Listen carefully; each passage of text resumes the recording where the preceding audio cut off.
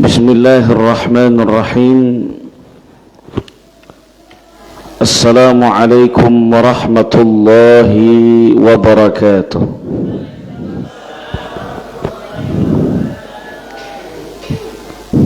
Alhamdulillahi wa kafa. Assalatu wassalamu ala rasulillahil mustafa wa ala alihi wa sahbihi ahli sidqi wal wafa wa ba'd. Yang saya muliakan para alim ulama, cerdik pandai, para tokoh-tokoh masyarakat. Yang besar tak dihimbau gelar, yang kecil tak disebut nama. Bapak ibu, para orang tua saya yang insyaallah dirahmati Allah subhanahu wa ta'ala. Pada kesempatan kali ini insyaallah kita akan mentadabburi firman Allah subhanahu wa ta'ala dalam surah Yunus ayat 62 sampai 64. A'udzubillahi minasyaitonir rajim. Bismillahirrahmanirrahim. Ala inna awliya Allahi la khawfun 'alaihim wa la hum yahzanun. Alladzina amanu wa kanu yattaqun.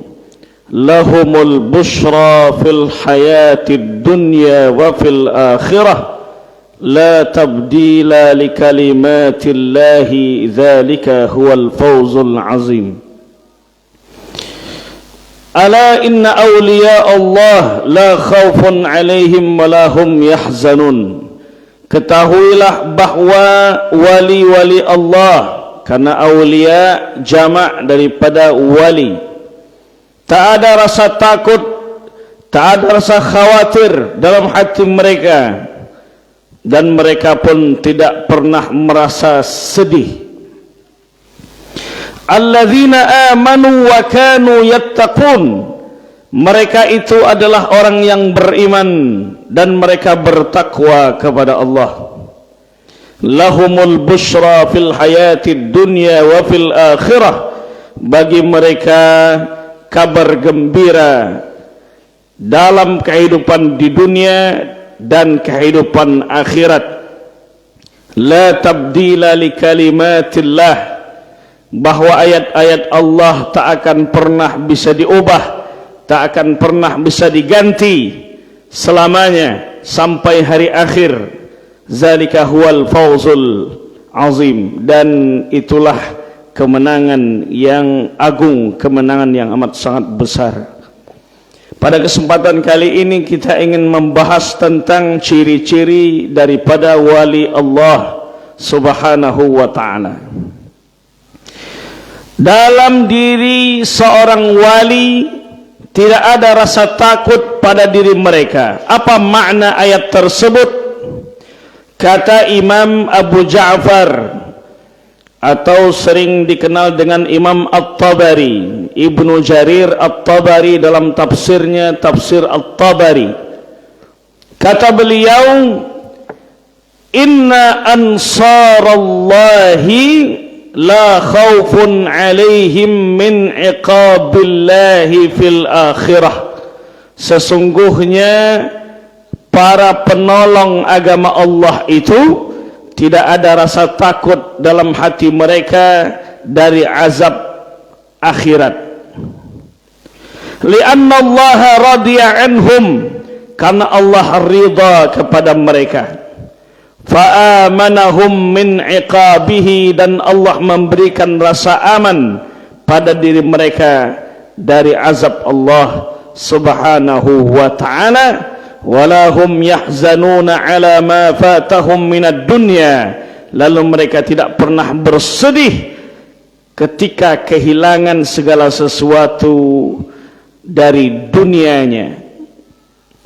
Itulah ciri-ciri orang yang merupakan wali, yang mereka dekat dengan Allah subhanahu wa ta'ala. Mereka adalah kekasih Allah subhanahu wa ta'ala.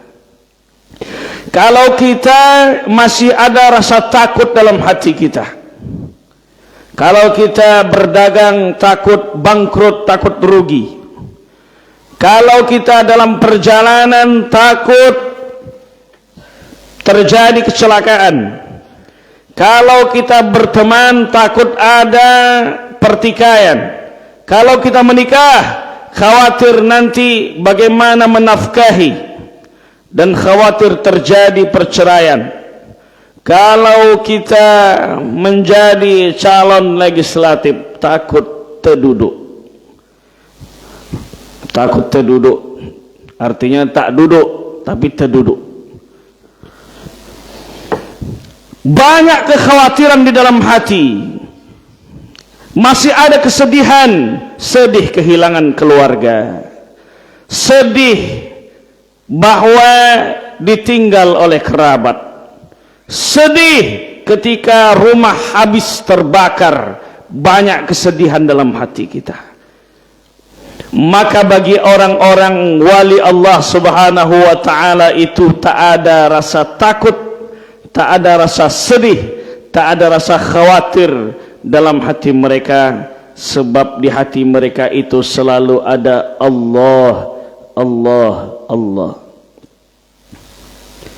Yang selalu dalam kondisi ketakutan itu adalah orang yang jauh dari Allah.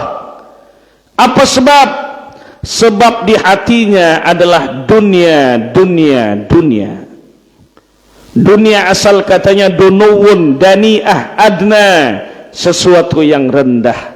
Sedangkan yang tinggi adalah jannatul firdausil a'la, surganya Allah subhanahu wa ta'ala al-firdaus, itu yang tinggi. Nabi jumpa dengan para sahabatnya mengabarkan nanti di akhir zaman kalian akan terkena penyakit wahnun. Sahabat bertanya, wamal wahnu ya Rasulullah? Apa itu wahnun wahai Rasulullah? Lalu Rasulullah menjawab, hubbud dunya wa karahiyatul maut, cinta kepada dunia dan takut akan kematian.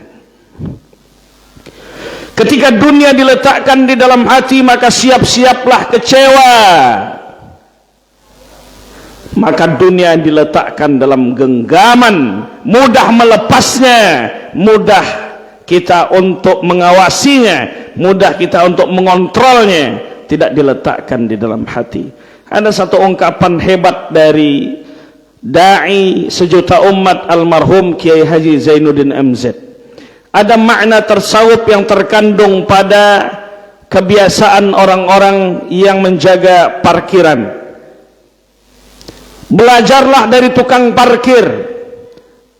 Setiap mobil datang, banyak mobil berjejer, dia tak sombong. Dan ketika mobil itu pergi satu persatu hingga habis sama sekali, dia tak sedih. Mobil banyak tak sombong, mobil habis dia tak sedih. Ialah mobil orang, tapi ada makna yang terkandung di situ, karena dia merasa dititipi, dia tidak pernah merasa memiliki. Setiap yang merasa memiliki pasti akan kecewa. Apakah kita disuruh meninggalkan dunia? Kita tetap harus mengurus urusan dunia. Kata Allah, wabtaghi fima atakallahu ad-daral akhirah wala tansa nasibaka minad dunya. Utamakan urusan akhiratmu, tapi jangan lupakan urusan duniamu. Akhirat ada di posisi yang pertama, lalu yang kedua adalah urusan dunia. Maka dunia tetap kita urus, tapi dia bukan orientasi utama. Maka ciri-ciri wali Allah tak ada rasa takut pada diri mereka. Ciri-ciri wali Allah itu mereka hanya takut kepada Allah subhanahu wa ta'ala, dalam artian takut untuk bermaksiat di hadapan Allah. Maka kata Allah dalam Al-Quran, innama yakhshallaha min ibadihil ulama, sesungguhnya yang paling takut kepada Allah itu adalah para ulama. Disinilah kita bisa membedakan antara sihir dengan karamah. Kalau mukjizat diperuntukkan untuk para nabi dan rasul, tapi ada sesuatu yang khariqul adah, keluar dari kebiasaan manusia, tapi itu diperuntukkan bagi orang-orang yang saleh, terutama bagi wali Allah, karena mereka takut bermaksiat di hadapan Allah. Kalau ada orang yang bisa melihat jin, kalau ada orang yang bisa kebal senjata tajam, kalau ada orang yang bisa berjalan di atas air, terbang ke udara, apa yang bisa, atau dia bisa menyembuhkan orang dengan tangannya sendiri, bisa tak kita membuktikan atau membedakan ini sihir atau karamah? Maka lihatlah dari yang pertama, ketakwaannya kepada Allah. Sebab kalau seandainya dia menceritakan, menunjukkan di hadapan orang, aku bisa melihat jin, aku kebal, maka itu datang dari syaitan. Berarti itu adalah sihir. Kenapa? Karena kalau seandainya datang dari Allah, kemuliaan, karamah yang diberikan kepada wali Allah, tentu dia tidak akan menceritakan dan mempertontonkan di hadapan orang, sebab dia takut jatuh kepada ujub, takut jatuh kepada riya, takut jatuh kepada kesombongan. Karena wali-wali Allah ini adalah orang yang takut kepada Allah Subhanahu wa ta'ala.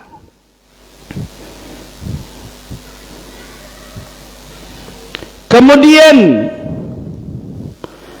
lihat juga bagaimana istiqamahnya. Karena Imam Syafi'i pernah berkata, "Iza ra'aitum man yamshi 'alal ma'," ketika engkau melihat ada orang yang berjalan di atas air, wa yatiru fil hawa, lalu dia terbang di atas awan, la taghtarru, jangan engkau tertipu, hatta ta'ridu amrahu 'alal kitabi was sunnah, kecuali setelah engkau membuktikan yang bersangkutan berpegang teguh terhadap Al-Quran dan As-Sunnah, dia istiqamah di dalam agama Allah Subhanahu wa ta'ala. Karena Imam Abu Hamid Al-Ghazali pernah mengungkapkan, al-istiqamatu khairun min alfi karamah. Istiqamah itu lebih baik daripada 1000 karamah yang dimiliki oleh seorang wali.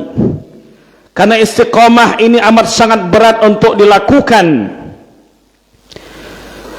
Kata Nabi sallallahu alaihi wasallam dalam hadisnya, ahabbul a'mal ila Allah azza wa jalla adwamuha wa in qalla, bahwa amal yang paling disukai oleh Allah adalah amal yang konsisten, berkesinambungan walaupun sedikit.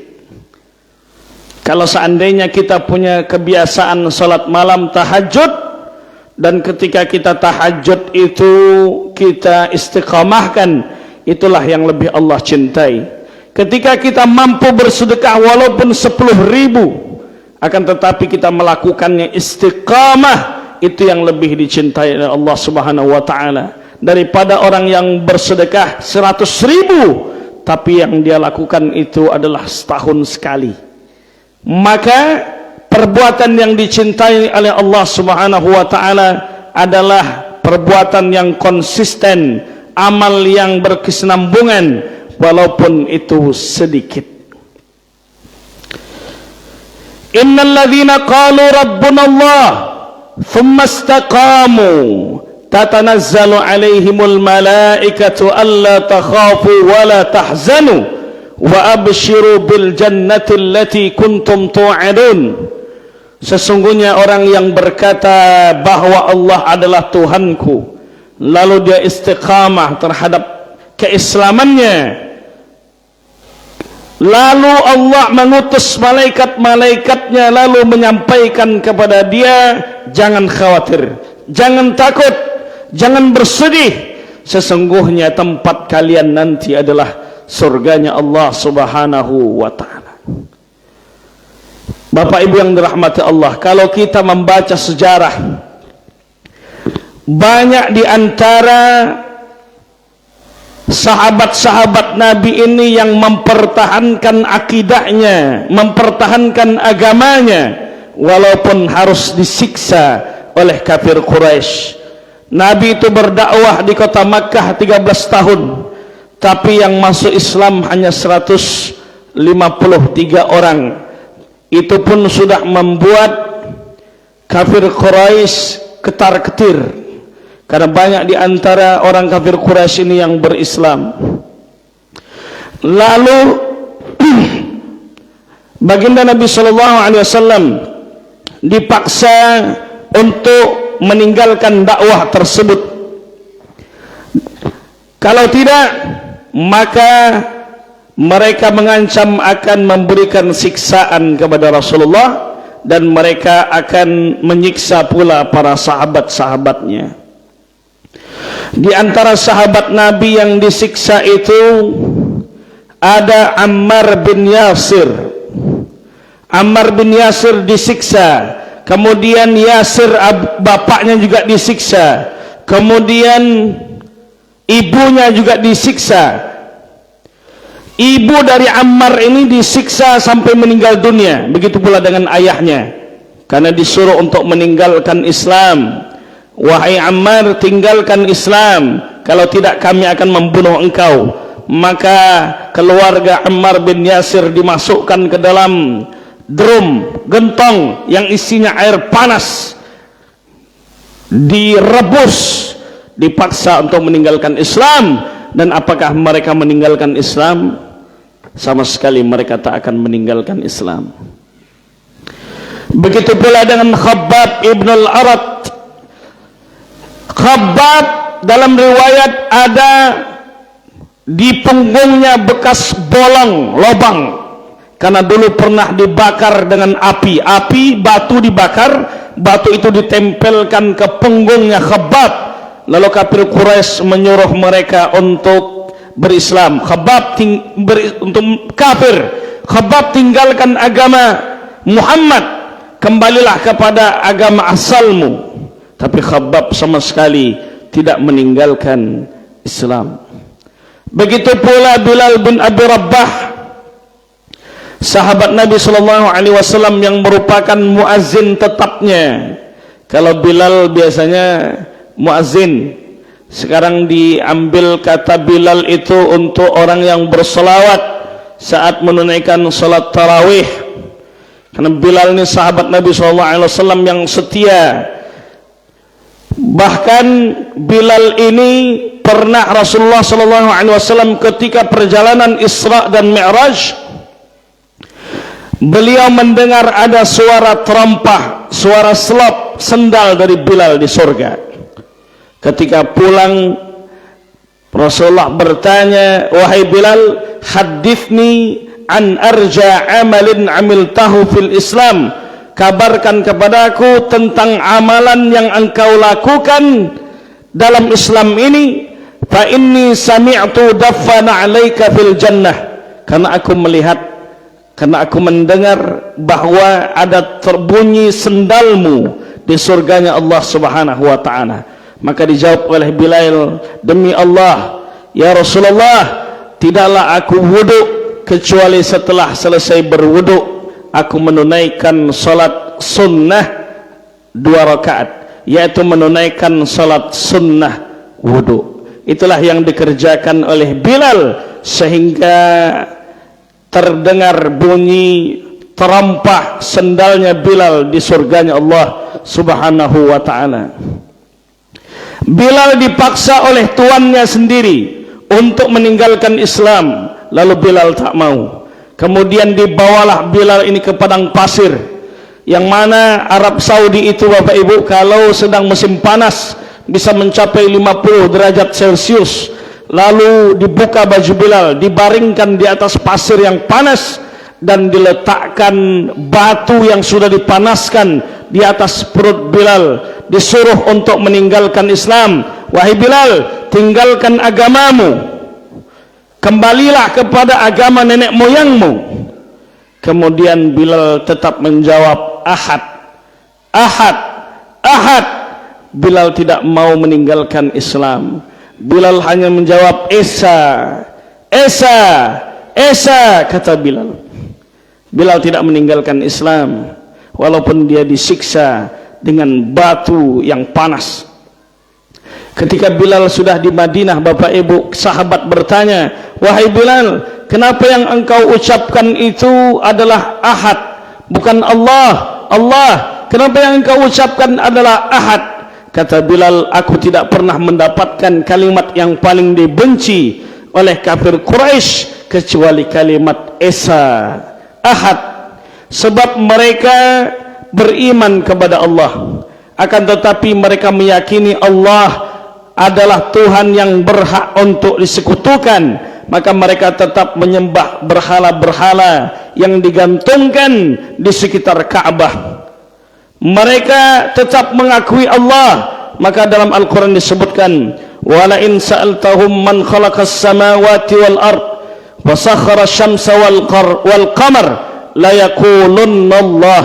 Ketika kalian tanyakan siapa yang menciptakan langit dan bumi, siapa yang menggerakkan matahari dan bulan, maka mereka menjawab tidak lain adalah Allah, tapi mereka tidak beribadah kepada Allah Subhanahu wa ta'ala.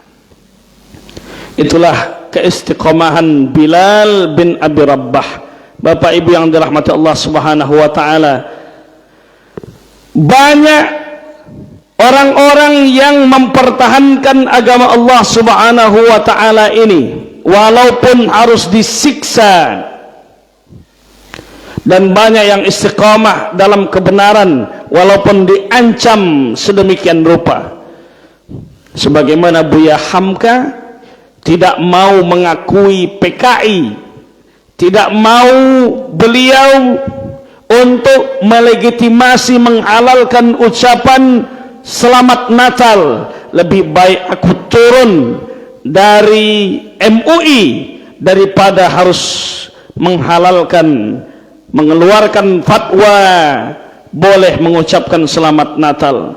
Demikian kekokohan akidah Buya Hamka. Dia disuruh untuk mengakui komunisme dan dia tak mau. Akhirnya dia dipenjarakan, dan yang memenjarakan itu tidak lain adalah salah satu presiden kita. Kemudian dia meminta yang menyolatkan dia nanti adalah Buya Hamka, dan Buya Hamka orangnya pemaaf. Buya Hamka tetap mau menyelenggarakan salat jenazah, memimpin salat jenazah kepada orang yang pernah memenjarakannya. Bapak Ibu yang dirahmati Allah Subhanahu wa ta'ala, oleh sebab itu istiqamah di jalan Allah Subhanahu wa ta'ala adalah ciri-ciri daripada orang-orang yang dekat dengan Allah Subhanahu wa ta'ala. Karamah yang dimiliki wali-wali Allah, mungkin kita sudah mendengar cerita, tapi mungkin ada juga yang mungkin cerita itu dibuat-buat, artinya khurafat. Ada yang mungkin baring di kelambu, lalu murid-muridnya berkata bahwa gurunya ini sholat di Masjidil Haram. Pernah dengar macam itu ceritanya, Pak? Untuk membuktikan itu karamah ataukah hanya dongeng biasa, tengoklah istiqomahnya di jalan Allah. Istiqomah dia menjalankan puasa-puasa sunnah. Istiqomah dia menjalankan salat malam. Istiqamah dia, konsisten dia meninggalkan segala macam bentuk kemungkaran-kemungkaran. Istiqamah dia di jalan Allah Subhanahu wa ta'ala. Kemudian ada satu hadis yang diriwayatkan oleh Anas bin Malik, dikutip oleh Imam At-Tabrani. Imam Tabrani pernah mengutip hadis tersebut. Bunyi hadisnya tidak lain adalah lan takhluwal ardu min arba'ina rajulan mithlu Khalilir Rahman, bahwa bumi ini tak akan pernah kosong dari 40 orang yang mirip dengan kekasih Allah Nabi Ibrahim. Wa bihim yusqauna, gara-gara mereka turun hujan. Wa bihim yunsarun, gara-gara mereka terdapat pertolongan. Wa ma mata ahadun minhum illa abdalallah makanahu al-akhar. Dan kalau seandainya mati di antara satu di antara mereka itu, tidaklah ketika mereka mati ada yang Allah akan ganti. Jadi Allah siapkan pengganti kalau seandainya ada yang mati di antara 40 orang wali yang dengan karamah mereka turun hujan. Yang menurunkan hujan bukan mereka, tapi disebabkan mereka ini adalah orang-orang saleh, disebabkan mereka ini taat kepada Allah, maka dengan itu turun hujan, dengan itu terjadi pertolongan, dengan itu menang dalam peperangan. Percaya atau tidak dengan karamah ini Bapak Ibu? Tentu saja kita percaya dengan karamah, karena itu diperuntukkan bagi hamba-hamba Allah yang mulia, yang mereka punya keistimewaan. Artinya kalau kita bertawassul kepada orang saleh dengan kita mendoakan mereka di kubur mereka, kita bukan meminta kepada si mayit, karena dia tidak bisa memberikan apa-apa, akan tetapi dengan mendoakan itu adalah salah satu cara, wasilah agar kita terhubung dengan Allah Subhanahu wa taala.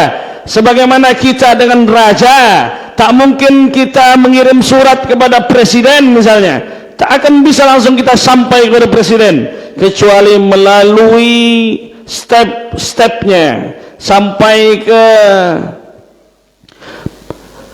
staf ahlinya, staf ahli kepresidenan, staf ahli menyampaikan kepada presiden. Itulah kenapa mungkin doa kita tidak diijabah, disebabkan mungkin kita pernah memasukkan ke dalam perut kita sesuatu yang tidak halal. Mata'amuhu haram, makanan kita haram. Wa mashrabuhu haram, kemudian minum sesuatu yang haram. Wa malbasuhu haram, pakaiannya haram. Wa ghuzziya bil haram, dimasukkan segala sesuatu yang haram. Fa anna yustajabulah, bagaimana doa akan diijabah? Kalau makanan tak halal, maka itulah yang menyebabkan anak menjadi bebal. Ketika dia bebal, maka dia akan menjadi nakal. Ketika dijelaskan berkali-kali oleh gurunya 10 kali, dia tak akan paham, sebab dimasukkan sesuatu yang haram ke dalam tubuhnya. Nasiyatin kadhibatin khati'ah, apa yang dimakan menjadi segumpal darah, kemudian dia akan naik ke kepala dan akan menyebabkan seseorang itu bebal, karena otaknya keras dan hatinya pun keras. Bapak Ibu yang dirahmati Allah, maka dengan bertawasul kepada orang-orang saleh itu adalah salah satu cara untuk kita berdoa, bermunajat di hadapan Allah Subhanahu wa taala. Tawasul itu boleh dengan amal saleh. Tawasul dengan membaca surat Yasin adalah tawasul dengan amal saleh. Karena sahabat Nabi ketika mereka terkurung di dalam goa tertutup oleh batu, lalu mereka bertawasul di hadapan Allah dengan amal-amal saleh yang pernah mereka lakukan. Ya Allah, aku tidak pernah minum susu yang aku perah sendiri, kecuali aku minumkan ibuku terlebih dahulu. Apa yang aku perbuat itu ya Allah, jadikan sebagai wasilah batu yang menutupi goa ini terbuka. Yang satu lagi berkata, ya Allah, aku pernah diajak oleh wanita untuk berzina, tapi aku tidak mau melakukannya karena aku takut kepada Engkau. Ya Allah, dengan amal salehku itu ya Allah, bukakan batu tersebut, lalu batu itu terbuka. Hadis sahih. Itulah dalil boleh bertawasul dengan amal saleh. Ibu bersedekah, sedekah itu diniatkan untuk dimudahkan anak belajar, itulah tawasul dengan amal saleh. Sebagaimana ibu saya, Bapak Ibu, ketika saya ujian di Mesir, sebulan sebelum ujian itu emak itu sudah membungkuskan nasi, kemudian dibagikan kepada jamaah masjid. Niatnya supaya anakku di Mesir dimudahkan dalam ujian. Itulah tawasul dengan amal saleh. Bapak Ibu yang dirahmati Allah Subhanahu wa taala, maka seorang wali kemudian dia takut kepada Allah, kemudian dia tidak pernah ada rasa sedih, dia tidak pernah khawatir atas kehilangan dunia, dan mereka istiqamah di agama Allah Subhanahu wa taala. Selanjutnya, alladzina amanu wa kanu yattaqun. Mereka itu beriman kepada Allah Subhanahu wa taala dan mereka bertakwa kepada Allah. Iman tidak lain adalah antu'mina billah, engkau beriman kepada Allah, wa malaikatihi, dan kepada malaikat-malaikat Allah, wa kutubihi, terhadap kitab-kitab yang diturunkan oleh Allah, wa rusulihi, terhadap rasul utusan Allah, wal yaumil akhir, beriman kepada hari akhir, kemudian wa tu'mina bil qadri khairihi wa syarrihi, beriman kepada takdir baik dan takdir buruk. 6 rukun iman betul-betul tertancap di dalam hati orang yang beriman, seorang wali. 6 rukun iman ini, 6 rukun iman kita.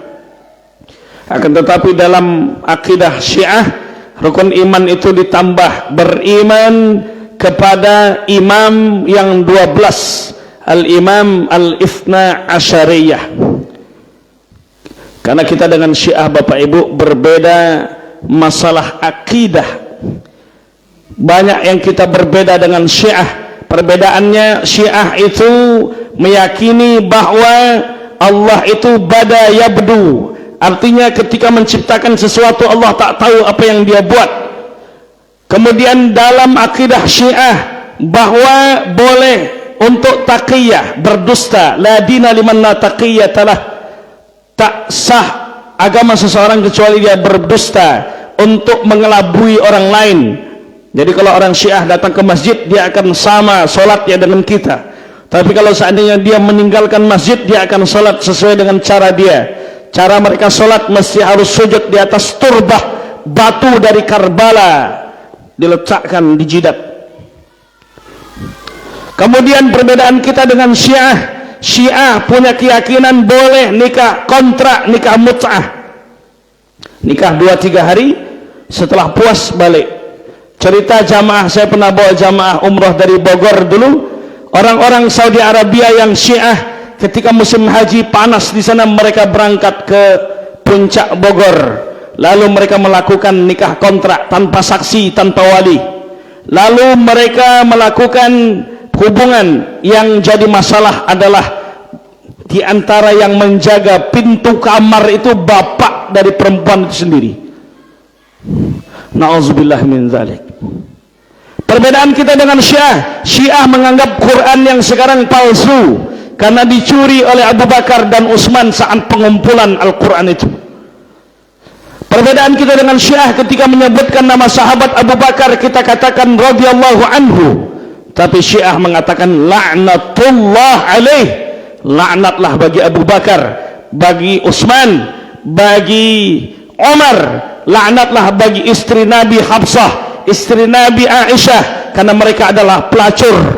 Keyakinan orang Syiah, keyakinan orang Syiah, Abu Bakar, Utsman, Umar adalah orang-orang yang haus kekuasaan. Sebab ketika Rasulullah meninggal dunia, bukannya malah mengurus jenazah Nabi, mereka malah bermusyawarah menunjuk siapa yang berhak untuk menjadi khalifah. Padahal kalau orang membaca sejarah dengan lengkap bahwa mereka telah bermusyawarah, Sayyidina Ali, Abu Bakar, Umar, Utsman bermusyawarah siapa yang mengurus jenazah Nabi, sepakat adalah Sayyidina Ali. Dan siapa yang memusyawarahkan bahwa siapa yang berhak untuk menjadi khalifah, karena umat ini tidak bisa sehari tanpa pemimpin.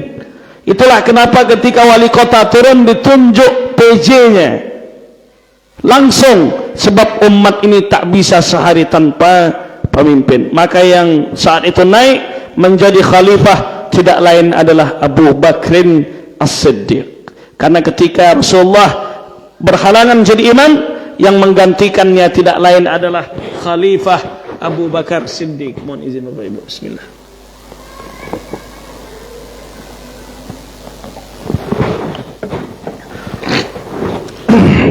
Kita lanjut. Kemudian wa kanu yattaqun, dan mereka itu bertakwa kepada Allah. Kata Nabi, at-taqwa hahuna, takwa itu ada di dalam hati. Takwa itu tidak lain adalah walaupun kita dalam kesendirian, kesunyian, tak ada satupun yang menyaksikan, tapi kita takut untuk bermaksiat di hadapan Allah Subhanahu wa ta'ala. Sebagaimana Bapak Ibu saat dalam kondisi berpuasa di bulan Ramadan, di siang Ramadan masih tersisa lagi lauk pauk yang dimakan saat sahur. Ada ayam gulai, ada apa lagi Bu yang biasa dimasak sahur, ada sambal jengkol teri, ada macam-macam lah. Tak ada yang menyaksikan. Apakah ibu berani untuk makan membatalkan puasa? Tak berani. Itulah hakikat daripada takwa. Dalam kesendirian tak ada satupun yang menyaksikan, kita tak berani untuk menentang Allah Subhanahu wa ta'ala.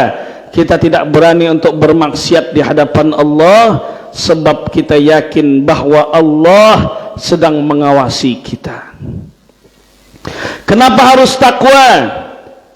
Karena Nabi sallallahu alaihi wasallam ditanya oleh sahabat, su'ilan Nabi sallallahu alaihi wasallam an aktsari ma yudkhilun nasal jannata, apa yang paling banyak menyebabkan orang masuk ke dalam surga ya Rasulullah? Maka dijawab oleh baginda Nabi, taqwallah wa husnul khuluqi, bertakwa kepada Allah kemudian berakhlak yang mulia. Kenapa harus takwa? Karena surga diperuntukkan bagi orang yang bertakwa. Wa'iddat lil muttaqin. Kenapa harus takwa? Karena amal orang yang bertakwalah yang diterima oleh Allah. Innama yataqabbalullah minal muttaqin. Kenapa harus takwa? Karena takwalah yang menyebabkan kita dimudahkan segala urusan, diberikan rezeki dari pintu yang tidak diduga-duga. Wa may yattaqillaha yaj'al lahu makhraja.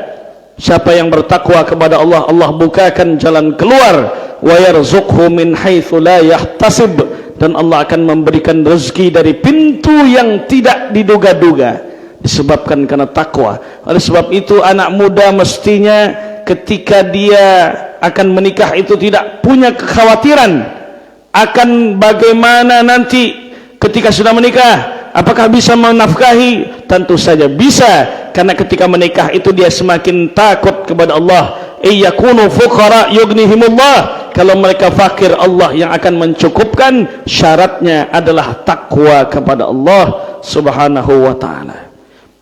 Beriman lalu bertakwa kepada Allah, itulah ciri wali-wali Allah. Lahumul busyra fil hayatid dunya wa fil akhirah, bagi mereka adalah kabar gembira. Hidup di dunia mereka tenang, hidup di akhirat mereka pun akan menang, karena bagi mereka sudah dikabarkan busyra, kabar gembira. Apa itu?